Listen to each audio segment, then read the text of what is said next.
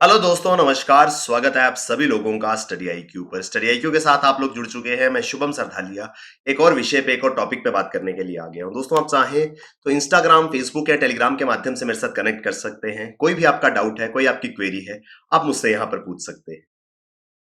दोस्तों, समस्त देशवासियों को, प्रत्येक भारतीय को 73वें गणतंत्र दिवस की हार्दिक शुभकामनाएं।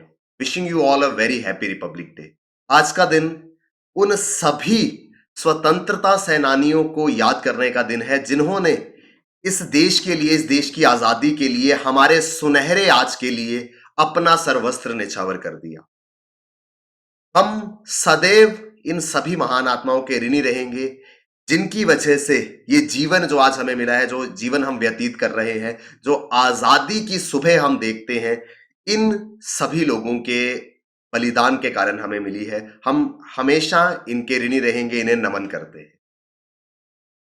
जिस विषय पे मैं बात करने के लिए आया हूं वो है पद्म अवार्ड्स 2022। हाल ही में कल शाम को केंद्र की ओर से पद्म अवार्ड्स की घोषणा की गई है। विस्तार से इस पूरे के पूरे विषय पे चर्चा करेंगे।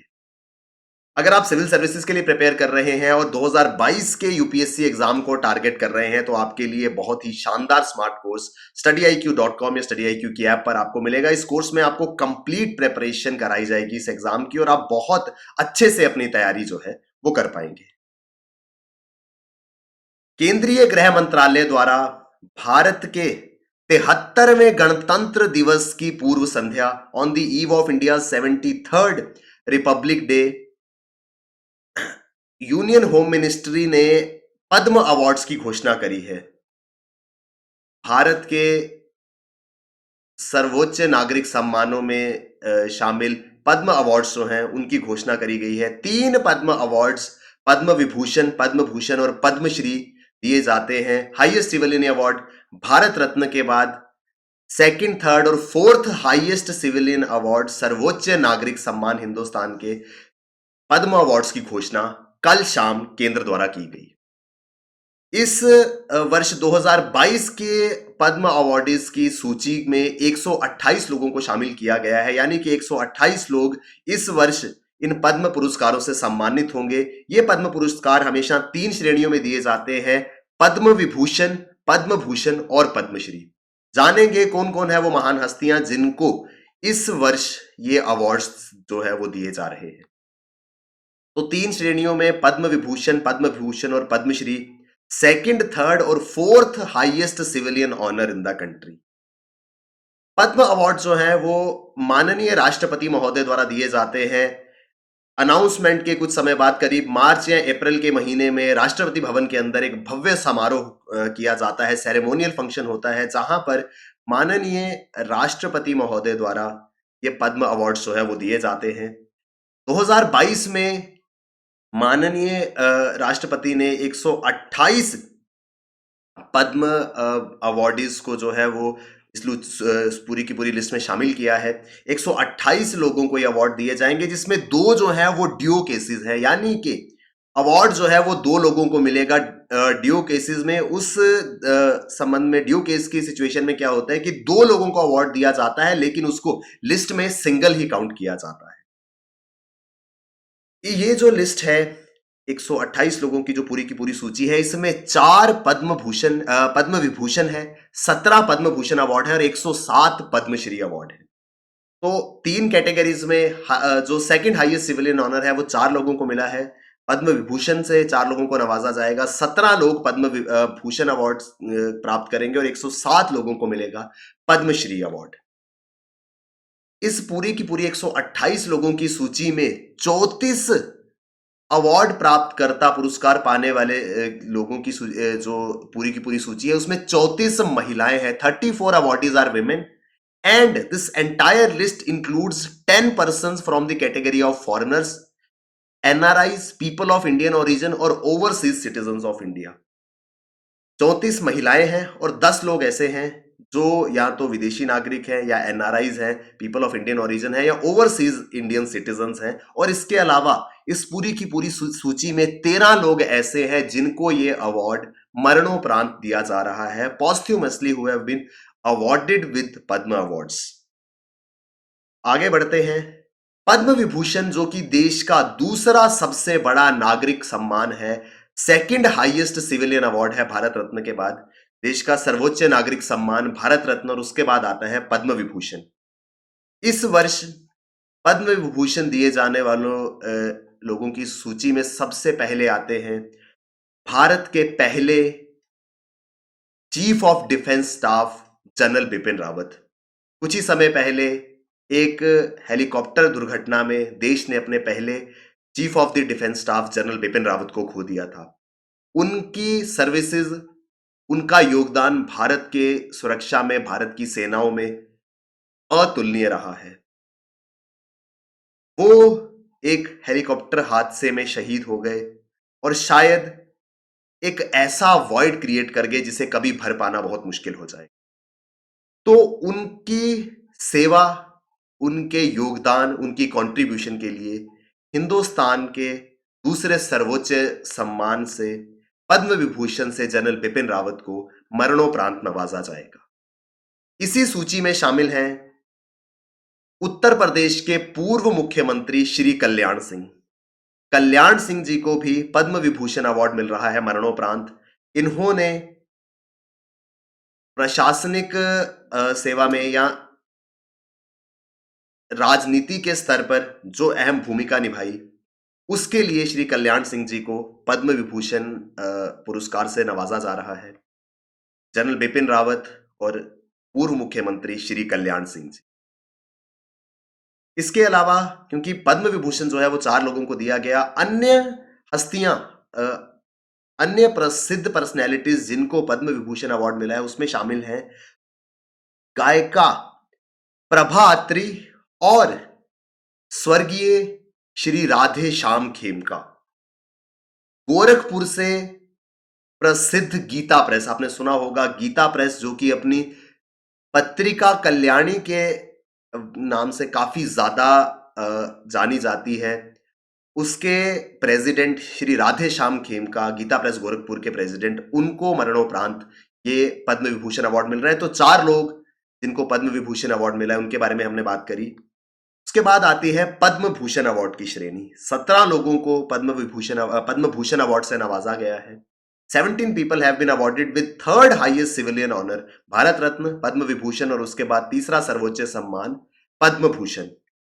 पद्म भूषण प्राप्त करने की सूची में जो प्रसिद्ध हस्तियां शामिल हैं उनमें से एक है कांग्रेस के नेता और former leader of opposition Rajya Sabha Shri Ghulam Nabi आजाद।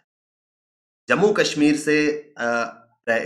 के रहने वाले काफी बड़े कांग्रेस नेता गुलाम नबी आजाद, उनको पद्म भूषण दिया जा रहा है। इसके अलावा former west Bengal chief minister Buddhadeb Bhattacharya ji और एक्टर विक्टर बनर्जी।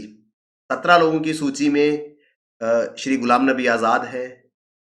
पश्चिम बंगाल के पूर्व मुख्यमंत्री श्री बुद्धादेव भट्टाचार्य जी और अभिनेता विक्टर बनर्जी शामिल हैं।